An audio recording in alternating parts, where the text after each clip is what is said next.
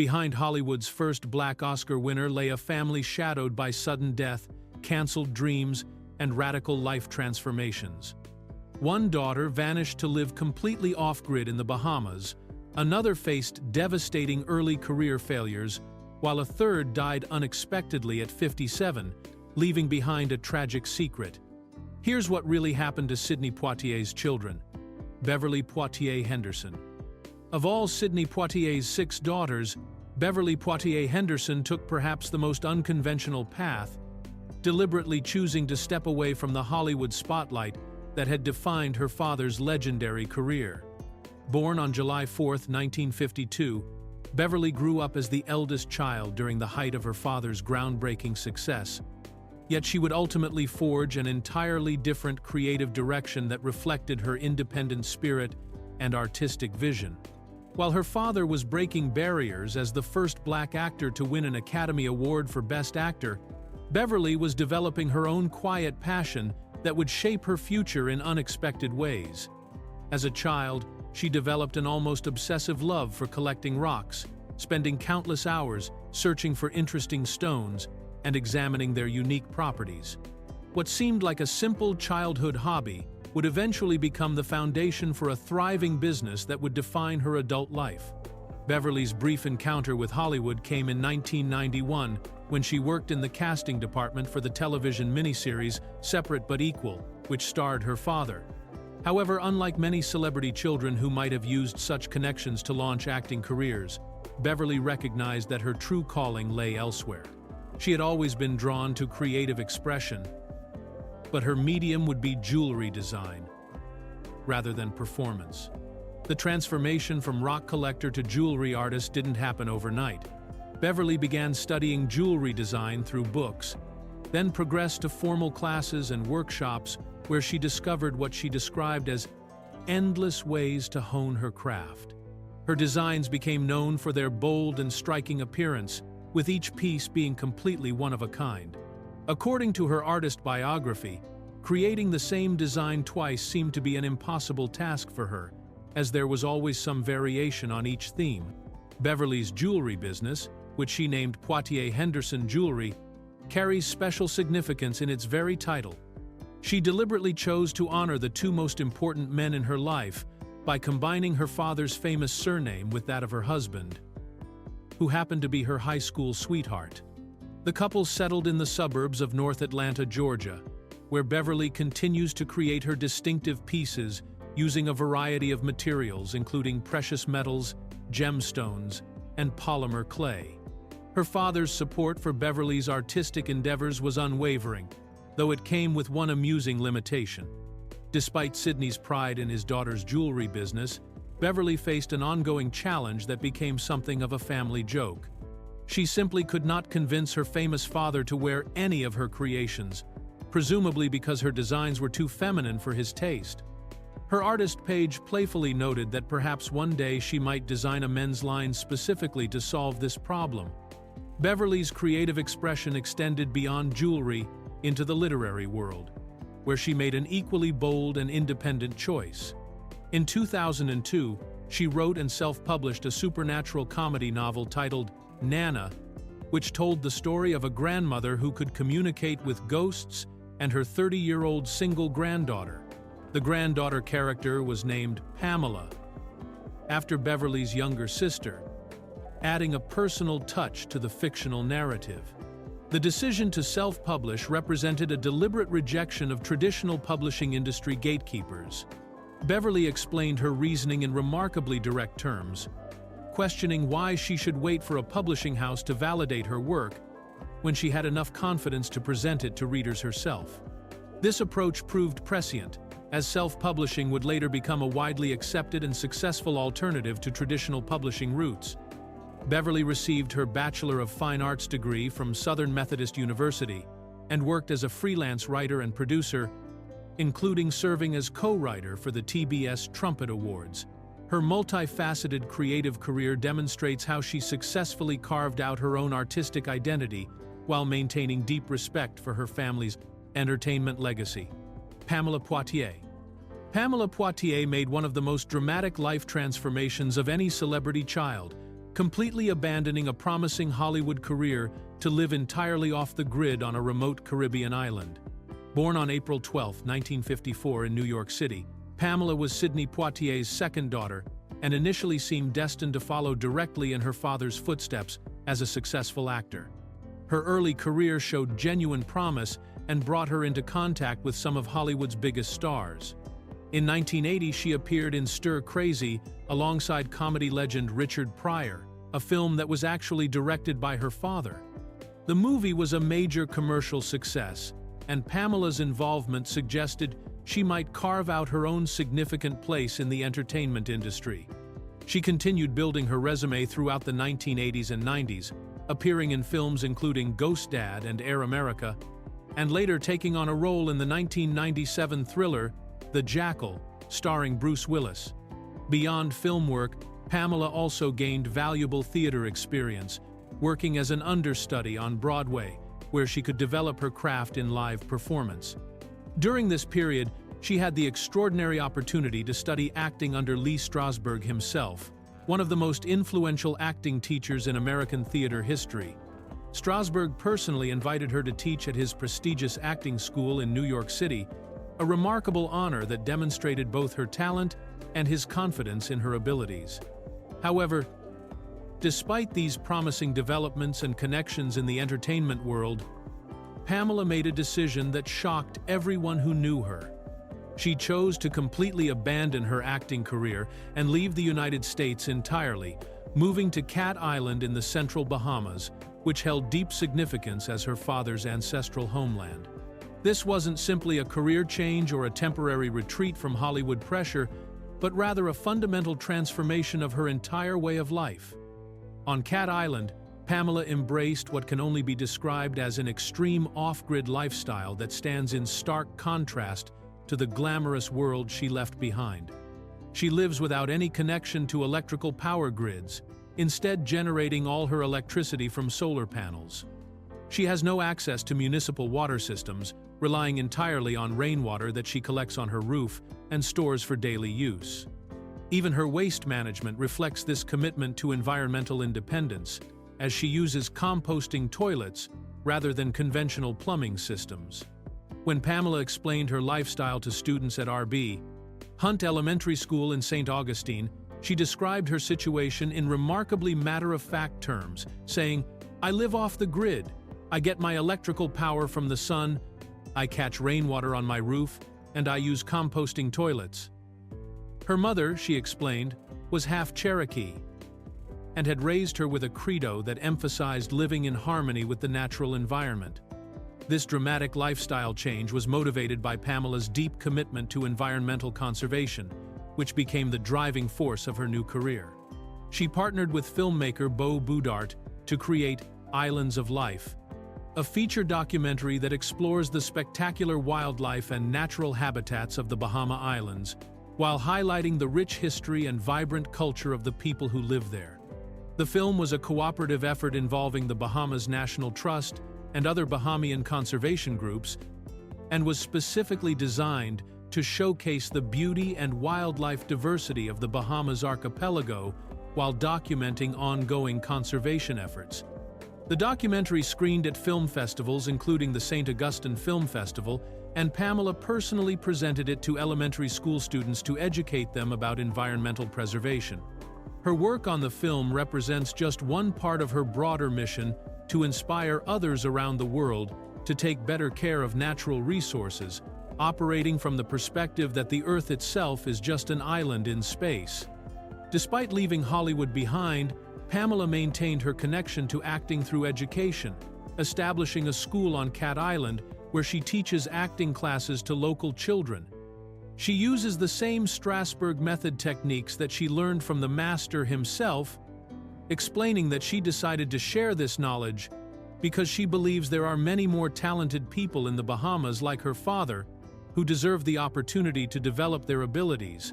Sidney Poitier. Sidney Poitier represents the most enigmatic figure among Sidney Poitier's 6 daughters, having deliberately chosen a life of almost complete privacy that stands in stark contrast to the public nature of her family's legacy. Born on July 12, 1956, Sherry briefly appeared in Hollywood during her younger years, but then made the conscious decision to step entirely away from the entertainment industry and public attention. Her connection to Hollywood began early, appearing alongside her famous father in the 1977 film A Piece of the Action, which Sidney both directed and starred in. The movie also featured Bill Cosby, making it a significant project that brought together major figures in black entertainment at the time.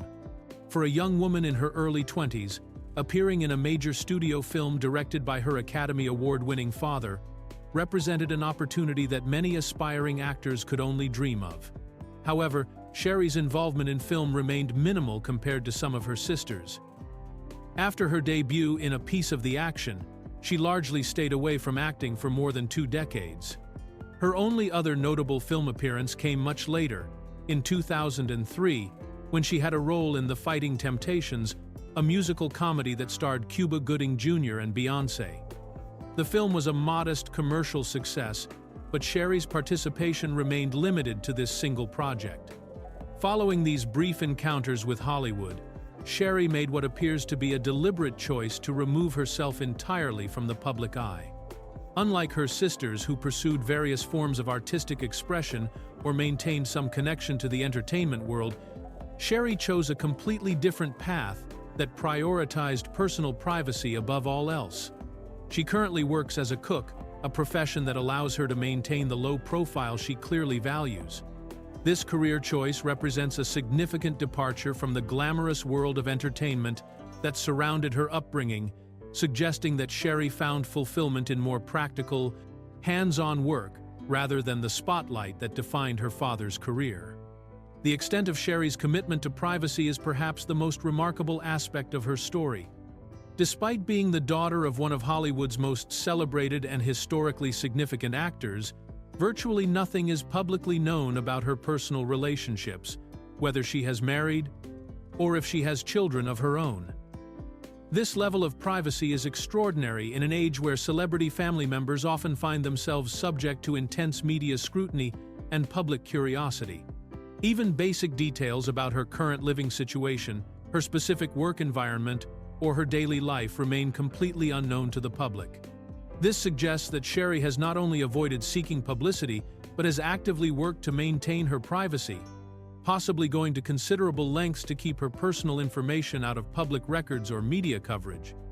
Her commitment to staying out of the spotlight became even more notable during the period surrounding her father's death in January 2022, when the other Poitier daughters participated in various tributes and public commemorations of Sidney's life and legacy.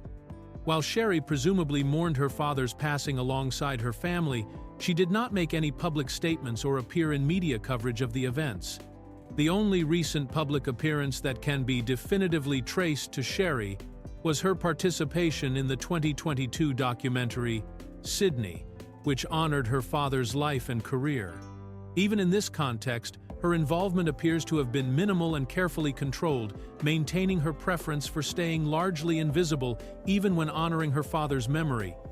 This extraordinary commitment to privacy makes Sherry perhaps the most successful of Sidney Poitier's children at creating a completely independent identity separate from her father's fame, though the cost of this independence has been the virtual erasure of her public existence. Gina Poitier-Gourage. Gina Poitier-Gourage experienced more personal tragedy than any of Sidney Poitier's other children, facing the devastating loss of her own child before her own unexpected death at the age of 57.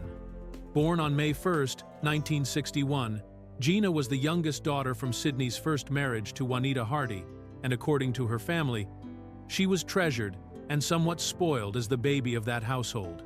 Her early years were spent in Pleasantville, New York, where she lived for the first 7 years of her life, before her family relocated to Stuyvesant, New York. Her obituary described her childhood in touching terms, noting that as the youngest of 4 children, she was often teased by her oldest sister Beverly, but found protection and comfort from her sister Pamela, while Sherry practiced haircutting skills on her. The family remembered how Gina was loved tremendously and spoiled not only by her mother, but also by a second mother figure they called Mama Jean. During her high school years, Gina met the person who would become the most important relationship of her life. She encountered Gaëtan Gurage, who her family described as the love of her life and soulmate, while they were both teenagers attending high school together. This relationship would prove to be remarkably enduring, representing the kind of lasting love story that many people hope for but few actually experience. After graduating from high school, Gina was accepted to Rutgers University in New Brunswick, New Jersey, where she began her college education. However, her commitment to Gaëtan influenced her academic decisions, and she eventually transferred to the State University of New York in Albany to be closer to him. Her obituary noted that this move was specifically motivated by her desire to be near the aforementioned love of her life, showing how central this relationship was to her major life choices. Gina completed her education at SUNY Albany, where she earned a degree in fine arts.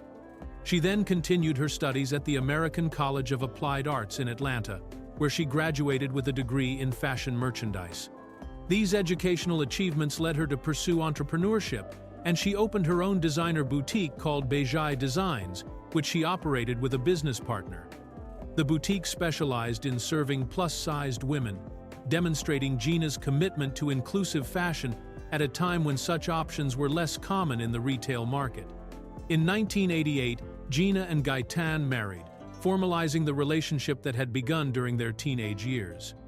Together, they welcomed 4 children, building the family that had always been central to Gina's dreams and priorities. However, tragedy struck their household when their youngest child, Emmanuel, died before reaching adulthood. This devastating loss preceded Gina's own death and represented the kind of heartbreak that no parent should ever have to endure.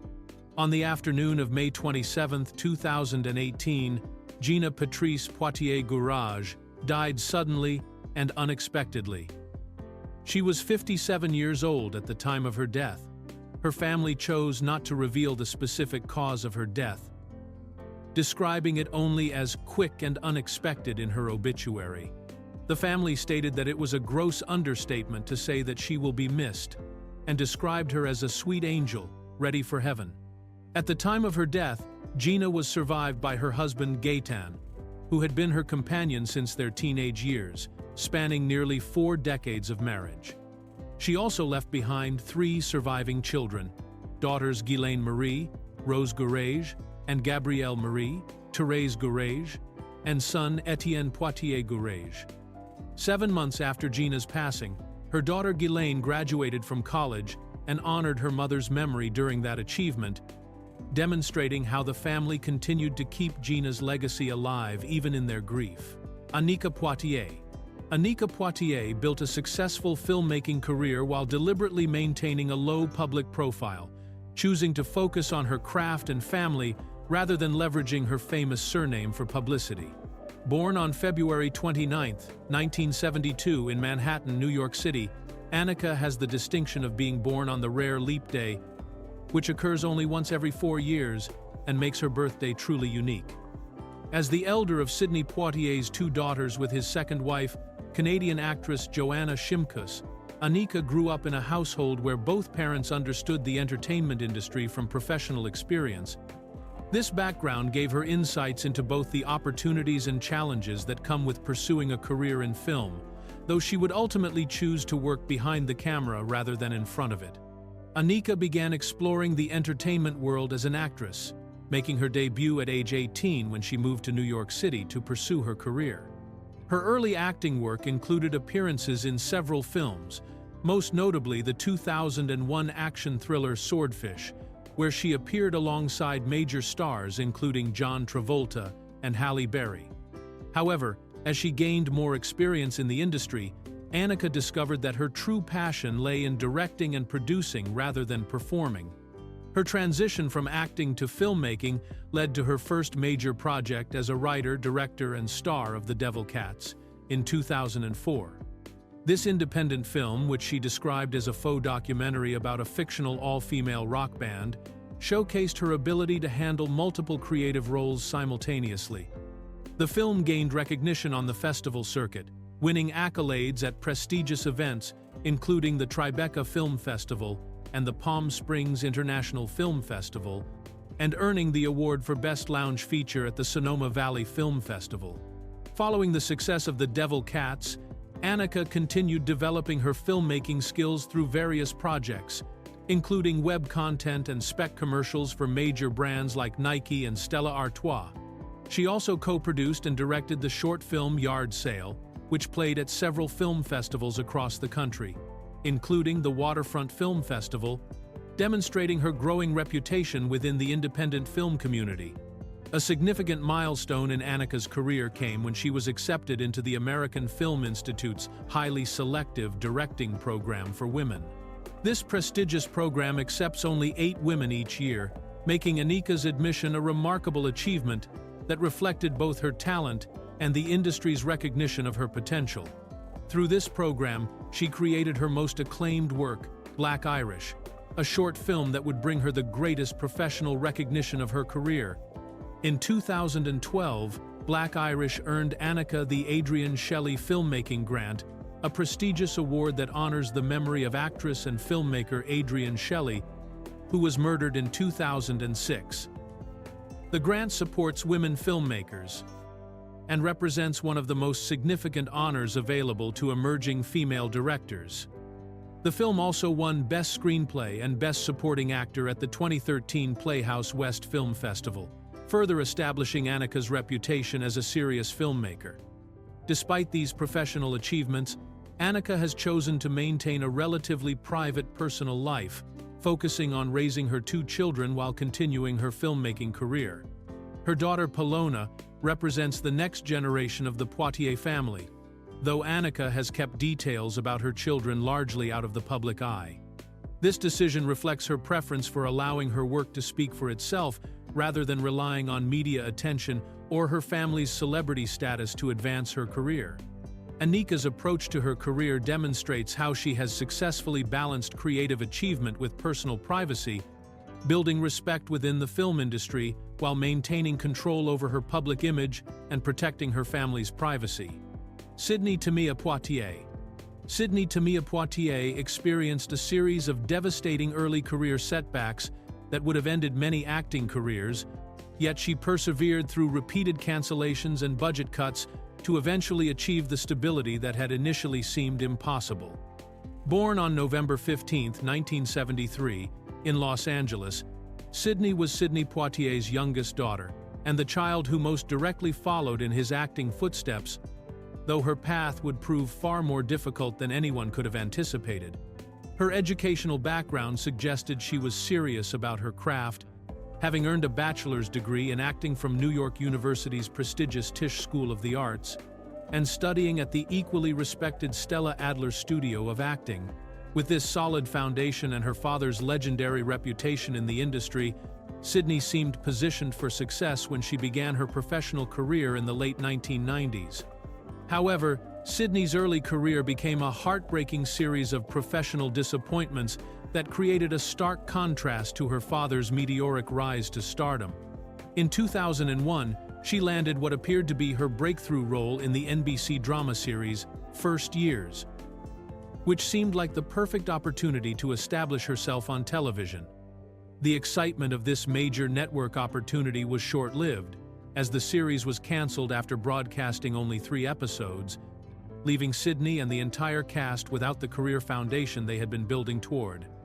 Rather than being discouraged by this setback, Sidney continued pursuing television opportunities, and in 2003, she secured the starring role in a UPN sitcom called Abby.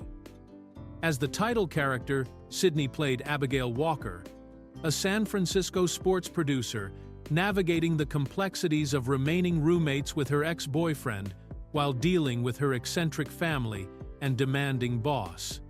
The role showcased her comedic abilities and seemed to offer the kind of sustained work that could establish her as a television star. Unfortunately, Abby followed the same tragic pattern as her previous series, being canceled during its first season after airing only 9 episodes. The show's poor ratings led to its cancellation in March 2003, leaving Sidney once again without the stable television platform she needed to build her career. This second major cancellation created a concerning pattern that would have caused many actors to question whether television success was possible for them. Sidney's struggles continued when she joined the cast of Veronica Mars as a series regular, appearing as a character in what was becoming a critically acclaimed show with a devoted fan base. However, even this opportunity was cut short when budget constraints forced the producers to eliminate her character after only 4 episodes, despite the show continuing for multiple seasons. This particular setback was especially painful because it wasn't related to the show's failure, but rather to financial limitations that specifically targeted her role. These repeated setbacks created what Sidney herself acknowledged as a difficult period in her career, admitting in interviews that the constant cancellations and budget cuts created higher expectations and preconceived notions about her abilities because of her famous father.